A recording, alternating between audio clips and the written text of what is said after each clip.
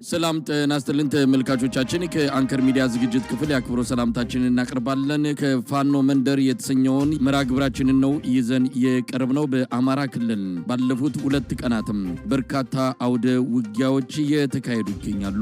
ሰሞኑን በአማራ ፋኖ ምስራቅ አማራ ቀጠና ሚኒሊክ እዝ በአምባሰል ተራሮች የተደረገው ውጊያ በአገዛዙ ሰራዊት ላይ ከፍተኛ እልቂት ማስከተሉን ተከትሎ በአብይ አህመድ ጀነራሎች ዘንድ ከፍተኛ ድንጋጤ መፍጠሩም እየተነገረ ነው። እስካሁን ባለው መረጃ ከ150 በላይ የአገዛዙ ወታደሮች በፋኖ ጥቃት ተገድለዋል። ቁጥራቸው ለጊዜው ያልታወቁ የአገዛዙ ሰራዊት አባላትም ገደል ውስጥ መግባታቸውን ነው መረጃዎች የሚያመለክቱት። ተመሳሳይ ወታደራዊ ክንውኖችም በጎንደር በሸዋ መካሄዳቸውን ነው መረጃዎች የሚያመለክቱት። ይህ በእንዲህ እንዳለም በተለያዩ ጉዳቶች ሰራዊቱን የተለዩ የብልጽግና ሰራዊት አባላት በደብረ ዘይት ትዕይንተ ህዝብ ማካሄዳቸው ተገለጸ።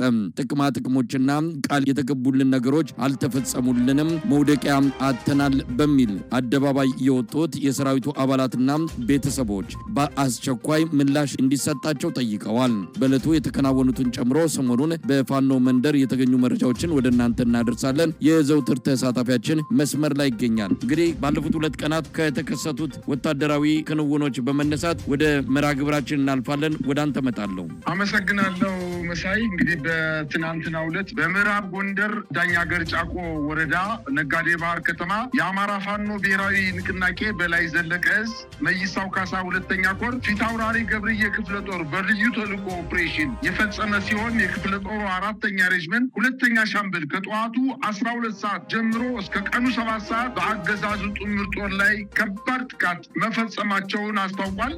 በተደረገው ውጊያ የአገዛዙ ጥምር ኃይል የብልጽግና አመራር ከፍተኛ ጉዳት ማስተናገዱን ለማወቅ ተችሏል።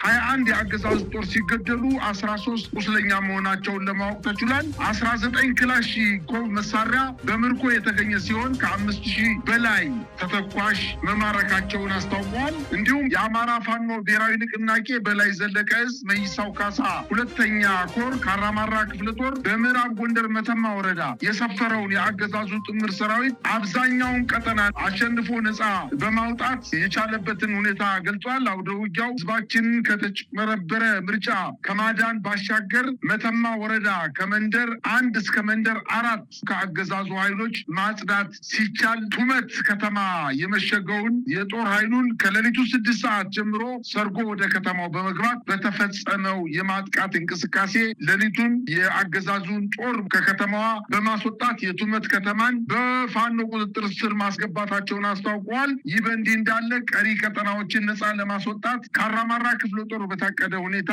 ስራዎችን እየሰራ እንደሚገኝ አስታውቋል። እንዲሁም ከ3ቱ ሬጅመንቶች የተወጣጣውን ተወርዋሪ ኃይል በተቀናጀ መንገድ የክፍለ ጦሩን ሬጅመንት በማሰለፍ በከፍተኛ ውጤት እየመሩ የአገዛዙ ጥምር ጦር ሰራዊት ከፍተኛ ቁጥር ያለው ሙትና ቁስለኛ እየሆነ ወደ ገንደዋ ከተማ እየሸሸ መሆኑን ለማወቅ ተችሏል። በዚህ አውደ ውጊያ በርካታ የመሳሪያ ምርኮና መሰል የውጊያ ቁሳቁስ መረጃዎችን ለማግኘት በኔትወርክ እጥረት ምክንያትና ውጊያው ሙሉ በሙሉ ባለመጠናቀቁ በሚቀጥለው የምናቀርብ መሆናችንን ለመግለጽ ወዳለው። በሌላ ዜና እንግዲህ በምዕራብ ወሎ ከፍተኛ ወታደራዊ ጠቀሜታ ያላትን ወግዲ ከተማን በከተማዋ ዙሪያ የሚገኙትን ምሽጎችን በማጥቃት ከተማዋን መቆጣጠር መቻላቸውን አስታውቀዋል። ሰኮርና ጎረንጅ በተባሉ አካባቢዎች ነው ጥቃቱ የተፈጸመው። ብዛት ያለው ጦር ተደምስሷል። በርካታ የጦር አባላቱም ተማርከዋል። የተረፈው የአገዛዙ ጥምር ጦር ደግሞ ወደ ሸዋ ደራ ወደ ተባለው አካባቢ መሸሸቱና በኋላም ተጠናክሮ የሚኒሻ ኃይሎችና ሌሎች የአየር ወለድ አባላትን ይዞ መጥቶ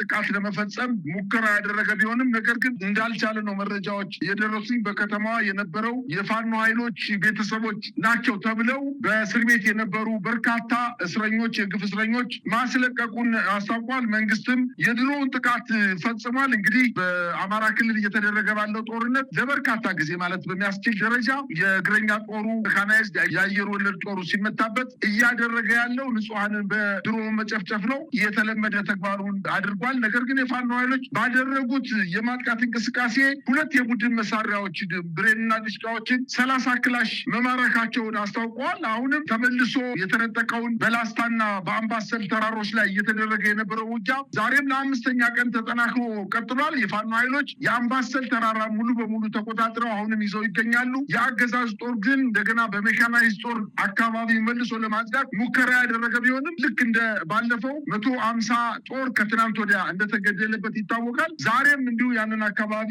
ለመቆጣጠር ጥረት እያደረገ ቢሆንም የፋኖ ኃይሎች ያው እንደተለመደው እየመቱ እየመለሱት እንደሆነ ነው መረጃዎች እያመላከቱ የሚገኙት። በሌላ ዜና እንግዲህ የአማራ ፋኖ ብሔራዊ ንቅናቄ በጎጃም አዊ ዞን አዩ ጓጉሳ ወረዳ የቴዎድሮስ እዝ 109ኛ ኮር 88ኛ ክፍለ ጦር ባደረገው የማጥቃት እንቅስቃሴ የወረዳዋን ከተማ አዘናን ከአገዛዙ ጦር ነጥቆ ተቆጣጥሯታል። በተደረገው ውጊያ የብልጽግና አመራር አበበ ሙሉነህን ጨምሮ በርካታ የጦር አባላት እና ሚኒሻዎች መገደላቸውን አስታውቋል። ባደረጉት ውጊያም ከ11 በላይ የሚኒሻና የአድማ ብተና አባላት ሲገደሉ ከነዚህ ውስጥም የብልጽግና አመራሮች እንደሚገኙበት ታውቋል። 10 ቁስለኞች በፋኖ እጅ መግባታቸውን ተመተው የአገዛዝ ጦር ሲሸሽ ቁስለኞችን ትቶ ሄዶ በፋኖ ኃይሎች ቁጥጥር ስር መግባታቸውን አስታውቀዋል። 30 እስረኞችም በከተማ ውስጥ የፋኖ ቤተሰብ ናችሁ ተብለው ሲሰቃዩ የነበሩ ለፋኖ ገንዘብ ትሰጣላችሁ፣ ለፋኖ መረጃ ትሰጣላችሁ ተብለው ታስረው የነበሩ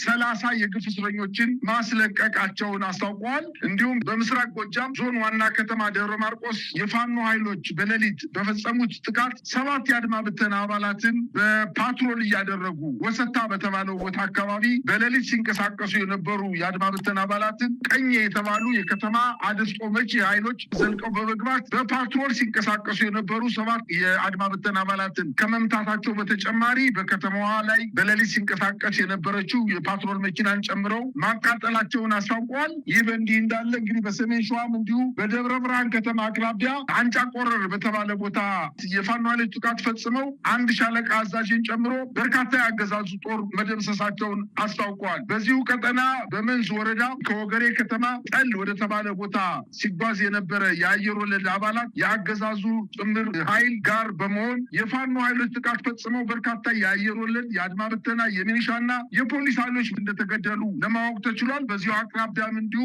ከዘመሬ ከተማ ወደ ሰላ ድንጋይ፣ ይሄ ሰላ ድንጋይ ማለት ከደብረ ብርሃን ከተማ በቅርብ ርቀት የሚገኝ አካባቢ ነው። በዚህ ሰላ ድንጋይ ሲንቀሳቀስ የነበረው የአገዛዙ ጦር በፋኖ ኃይሎች የደፈጣ ጥቃት ለ2 ሰዓት ውጊያ ከበባ በማድረግ በአገዛዙ ጦር ላይ ጉዳት እንዳደረሱበት ለማወቅ ተችሏል። በሰሜን ሸዋ ነበልባል ክፍለ ጦር የመብረቁ ክፍለ ጦር ጋር በጋራ በመቀናጀት ከሚኒሊክ ሻምበሎች ጋር በመጣመር የውጊያ ቀጠናውን በመቀየር ኦሮሚያ ክልል በመግባት የብልጽግናን እድሜ ለማራዘም ምርጫውን በአስገዳጅ ሁኔታ ለማስፈጸም ተሰብስቦ የነበረ የአገዛዝ ጦር በተለይ የኦሮሚያ አድማ ብተና በመኮይ ሃሮ ቀበሌ ካምፕ አድርጎ በሰፈረው ኃይል ላይ ለ2ኛ ጊዜ ድንገተኛ ጥቃት በማድረግ ከፍተኛ ክሳራ አድርሰውበታል። በዚህ ጥቃት ከፍተኛ ኃይል የተመታበት ሲሆን ቁስለኛውንና ሬሳውን ትቶ ወደ አዳማ ከተማ መሸሹን ለማወቅ ተችሏል። ነበልባል ክፍለ ጦር በሰነዘሩት ማጥቃት የኦሮሚያ አድማ ብተና መመታቱ ሲታወቅ ከተማዋን በፋኖ ቁጥጥር ስር መግባቷንም እንዲሁ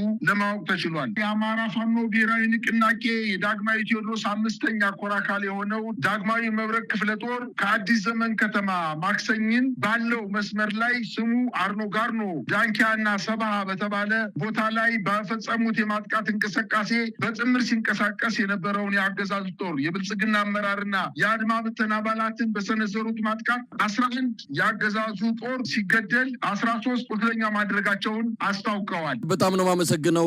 በሌላ በኩል ሌሎች መረጃዎችንም እንደዚሁ ወቅታዊ የፋኖ ተጋድሎ ዙሪያ ያገኘነው አለ። እሱንም ለማካፈል ያልነው አማራ ፋኖ ብሔራዊ ንቅናቄ ቴዎድሮስ እዝ አርበኞች በአዩ ጓጉሳ ግንባር በአገዛዙ ወታደሮች ላይ ትልቅ ድል እንዳገኙም እየተነገረ ይገኛል። ይሄ የ109ኛ ኮር 88ኛ ክፍለ ጦር አምባላ ቀበሌ በመመሸግ ነው ህዝብን ሲዘርፍ የነበረ የተባለውን ራሱን የአገው ሸንጎ ሚሊሻ እያለ የሚጠራውን አካል ነው በመምታት ከፍተኛ ጉዳት እንዳደረሰ የተገለጸው። ሌላው በወሎ ቤት አማራ ቀጠና ምዕራብ ግንባር ላይ በተደረገ ተከታታይ ተጋድሎ እንደዚሁ ከፍተኛ ቁጥር ያለው የአብይ አህመድ ወታደር እንደተገደለ ነው የሚነገረው። በወግዲ በሚገኝ ወታደር ኃይል ውስጥ የእርስ በርስ ግጭት መቀስቀሱም እየተነገረ ነው። ግጭቱ የተቀሰቀሰው ለፋኖ መረጃ ሰጥታችሁን ያስመታችሁን በተባሉ የአማራ ተወላጅ የሰራዊቱ አባላትና በወታደራዊ አመራሮችና አጃቢዎች መካከል እንደሆነ ነው መረጃው የሚያመለክተው። ሌላው በአማራ ፋኖ ብሔራዊ ንቅናቄ ሸዋ ጠቅላይ ግዛት አሳምነው እዝ በኩል የተካሄደው ወታደራዊ ዘመቻ ነው። በመንዝ አውራጃ የመዘዞንና የባሽ ህዝብን ከፍተኛ አደጋ ሲፈጽም የነበረው የአገዛዙ ጦር ላይ ነው እርምጃ የተወሰደው።